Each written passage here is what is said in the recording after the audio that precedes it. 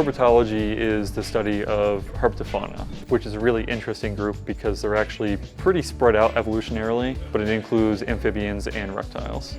It looks very distinct. I will say that. In this class, we cover a lot of things like phylogeny, understanding evolution and how amphibians came about, why they have evolved certain characteristics, whether it's behavior, ecology, diet, the different groups, and why they matter, and then ultimately overall conservation.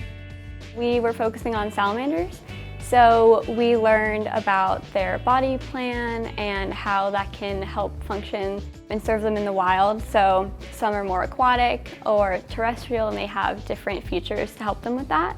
So we want the students to have a foundation and understand how their body and their life history can benefit them, and then upon that foundation build on how they can identify them, both in the classroom and in the wild. I'd say I'm passionate about wildlife in general. What I really want to work with is exotic mammals. It's the reason why I came to college, because this would give me the experience in working with exotic mammals, or at least push me towards a headstone. It makes my day, it makes my week actually, being able to get to do hands-on stuff.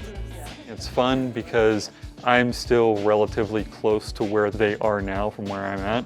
So it's really interesting to be able to see, how I've progressed and how I can take this knowledge and where I think it can be most fitted. I also think I'm in a unique position because I graduated just in May from this department. People are applying to jobs, writing cover letters, and finding references, and I was just in their shoes, and so I feel like I can hopefully be a good resource for them. I think it's extremely beneficial, especially for me in points in my life when I've been at my lowest and felt like I couldn't continue. It's them that make me continue, that help me, are able to get on my feet and make the best of what I can do. And even though sometimes I feel like I'm behind, everybody's on their own path, and I know I'm walking the path at the pace I'm proud of.